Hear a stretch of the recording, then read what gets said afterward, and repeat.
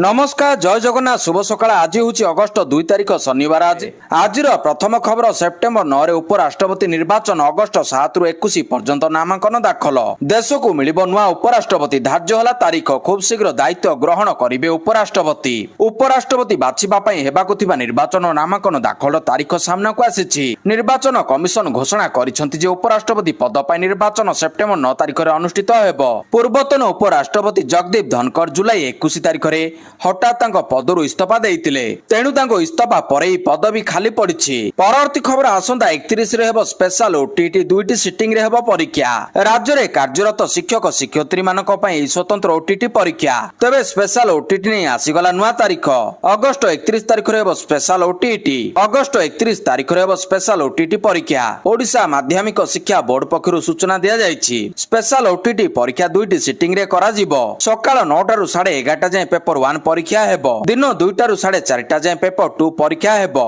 August 22 रु website रे उपलब्ध हेबो एडमिट कार्ड। परवर्ती खबर प्रकाश पाइला बिहार चिठा भोटर तालिका। चलित वर्ष बिहार में विधानसभा निर्वाचन हेबाकु जाउछि। भोटर तालिकार सठिकता एवं निरपेक्षता सुनिश्चित करिबा पई बिहार में भोटर तालिका संशोधन अभियान करा जायतिला। एई अभियान गोटिए मास धरि चलितिला। एबे शेष होईछि। एहा परे निर्वाचन कमिशन भोटर तालिका चिठा प्रकाश करछंती। भोटर माने निर्वाचन कमिशन को वेबसाइट परिदर्शन करी ऑनलाइन निजर नाम देखि पारिबे। एथि पई निर्वाचन कमिशन को द्वारा एक लिंक जारी करा जायछि। प्रत्येक जिल्लार तथ्य प्रकाश करा जायछि। परवर्ती खबर आज आसीबो 20तम किस्ती टंका। अगस्ट मास आरंभ होबा सहित देशर चाषी भाई को पई आसिला खुशी खबर। अगस्ट 2 अर्थात आज पीएम किसान सम्मान निधि योजना रे 20तम किस्ती टंका पठाइबे सरकार। तेबे वाराणसी रु चाषी को अकाउंट को टंका पठाइबे प्रधानमंत्री मोदी। 9 कोटी 70 लाख चाषी को अकाउंट को जीवो 20,500 कोटी टंका। ई केवाईसी करथिबा चाषी को बाकी थिबा किस्ती मध्ये रिलीज हेबो। एने चाषी मुहरे बहुत उत्साह देखा मिली।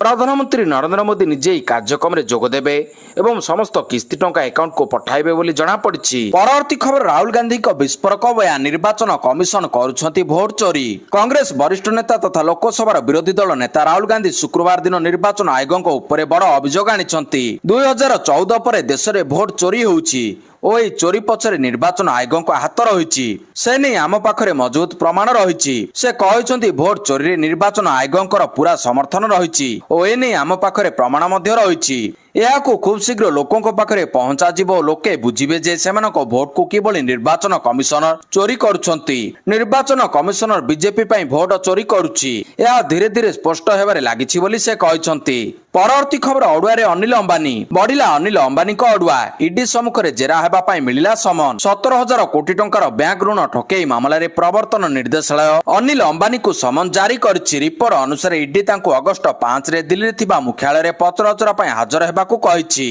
परवर्ती खबर रत्न भंडार गणति पई दुई विशेषज्ञ।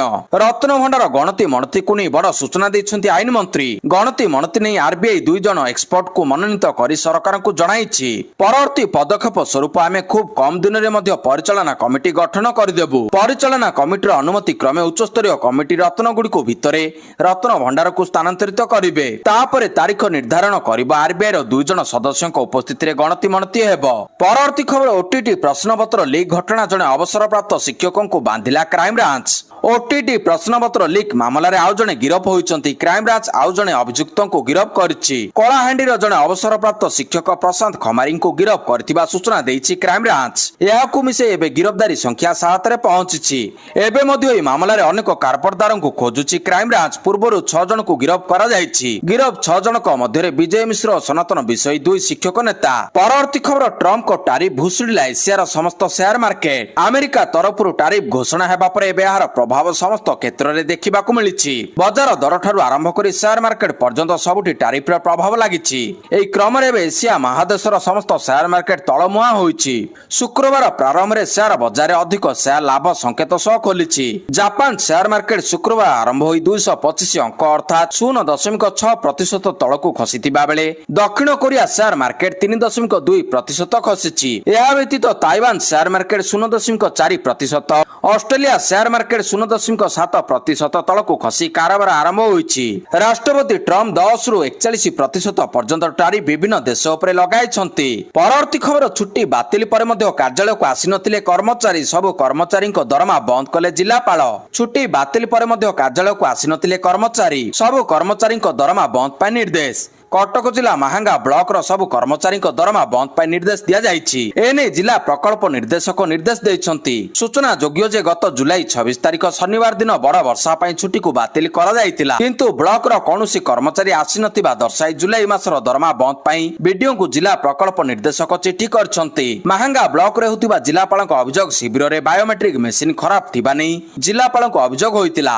ଜିଲ୍ଲାପାଳ ଏକ ଚିଠି କରିଥିଲେ ବ୍ଲକ ଅଧିକାରୀଙ୍କୁ ତୁରନ୍ତ ଉକ୍ତ ମେସିନକୁ ଠିକ କରିବା ପାଇଁ, କିନ୍ତୁ ବ୍ଲକ କର୍ମଚାରୀମାନେ ଚିଠିକୁ କାର୍ଯ୍ୟକାରୀ କରିନଥିବା ନେଇ ମଧ୍ୟ ଦରମା ବନ୍ଦ ହୋଇଛି ବୋଲି ଚିଠିରେ ଉଲ୍ଲେଖ କରାଯାଇଛି। ପରବର୍ତ୍ତୀ ଖବର, ଭାରତ ଉପରେ ମାଡ଼, ଚୀନକୁ ଟାରିଫ ଛାଡ଼। ଆମେରିକା ରାଷ୍ଟ୍ରପତି ଡୋନାଲ୍ଡ ଟ୍ରମ୍ପ ଭାରତ ଉପରେ 25% ଟାରିଫକୁ 7 ଦିନ ପର୍ଯ୍ୟନ୍ତ ମହଲତ ଦେଇଛନ୍ତି। ଲାଗୁ ହେବାକୁ ଥିବା ଟାରିଫ ଅଗଷ୍ଟ 7 ତାରିଖରୁ ଲାଗୁ ହେବ। ଏହି କ୍ରମରେ ଟ୍ରମ୍ପ 92ଟି ଦେଶ ଉପରେ ଟାରିଫ ଲଗାଇବା ନେଇ ଲିଷ୍ଟ ଜାରି କରିଛନ୍ତି। ଏଥିରେ ଭାରତ ଉପରେ 25% ଓ ପାକିସ୍ତାନ ଉପରେ 19% ଟାରିଫ ଘୋଷଣା କରିଛନ୍ତି। ହେଲେ କାନାଡା ଉପରେ ସର୍ବାଧିକ 35% ଟାରିଫ ଲଗାଇଛନ୍ତି ଟ୍ରମ୍ପ। ଦକ୍ଷିଣ ଏସିଆ ଦେଶ ମଧ୍ୟରେ ସବୁଠାରୁ କମ୍ ଟାରିଫ ପାକିସ୍ତାନ ଉପରେ ଲାଗିଛି। ଏହି କ୍ରମରେ ସବୁଠାରୁ ଅଧିକ ଟାରିଫ ସିରିଆ ଉପରେ 41% ଲାଗିଛି। ପରବର୍ତ୍ତୀ ଖବର, ଭକ୍ତଙ୍କ ବଡ଼ ଚେତାବନୀ। ପିସିସି ସଭାପତି ଭକ୍ତଚରଣ ଦାସ ଶୁକ୍ରବାର ଏକ ବଡ଼ ଚେତାବନୀ ଦେଇଛନ୍ତି। ମୌସୁମୀ ଅଧିବେଶନ ଦିନ 20,000 ମହିଳା ବିଧାନସଭା ଘେରାଉ କରିବେ ବୋଲି ପିସିସି ସଭାପତି ଭକ୍ତ ଦାସ ଗଣମାଧ୍ୟମକୁ ପ୍ରକାଶ କରିଛନ୍ତି। ନାରୀ ନିର୍ଯାତନା ମାମଲାରେ ସରକାର କୌଣସି ପଦକ୍ଷେପ ଗ୍ରହଣ କରିନଥିବାରୁ ଏହି ଘେରାଉ କରାଯିବ ବୋଲି ପିସିସି ସଭାପତି କହିଛନ୍ତି। ପରବର୍ତ୍ତୀ ଖବର, ପୁଲିସ ଏସ୍ଆଇ ନିଯୁକ୍ତି ପାଇଁ ସାନି ବିଜ୍ଞପ୍ତି। ପୁଲିସ ଏସ୍ଆଇ ନିଯୁକ୍ତି ପରୀକ୍ଷା ପାଇଁ ବୟସ ସୀମା 3 ବର୍ଷ ବଢିବା ପରେ ସାନି ବିଜ୍ଞପ୍ତି ପ୍ରକାଶ ପାଇଛି। ଆବେଦନ ପାଇଁ ସର୍ବନିମ୍ନ ବୟସ 21 ବର୍ଷ ଧାର୍ଯ୍ୟ କରାଯାଇଛି। ସାଧାରଣ ବର୍ଗଙ୍କ ପାଇଁ ସର୍ବୋଚ୍ଚ ବୟସ ସୀମା 2024 ଜାନୁଆରୀ 1 ସୁଦ୍ଧା 28 ବର୍ଷ ଧାର୍ଯ୍ୟ ହୋଇଥିବା ବେଳେ ଏସସିବିସି ଅନୁସୂଚିତ ଜାତି, ଅନୁସୂଚିତ ଜନଜାତି ଏବଂ ସମସ୍ତ ବର୍ଗର ମହିଳା ପ୍ରାର୍ଥୀଙ୍କ ପାଇଁ 33 ବର୍ଷ ରଖାଯାଇଛି। ଆସନ୍ତା 6 ତାରିଖରୁ ଆବେଦନ ଆରମ୍ଭ ହେବ। 10 ଦିନ ପର୍ଯ୍ୟନ୍ତ ଅର୍ଥାତ୍ ଅଗଷ୍ଟ 15 ତାରିଖ ପର୍ଯ୍ୟନ୍ତ ଆଶାୟୀମାନେ ଆବେଦନ କରିପାରିବେ। ଓଡ଼ିଶା ପୋଲିସ ୱେବସାଇଟ୍ ଓଡ଼ିଶାpolice.gov.in ଅନଲାଇନରେ ଆବେଦନ ହେବ ବୋଲି ଓଡ଼ିଶା ପୋଲିସ ରିକ୍ରୁଟମେଣ୍ଟ ବୋର୍ଡ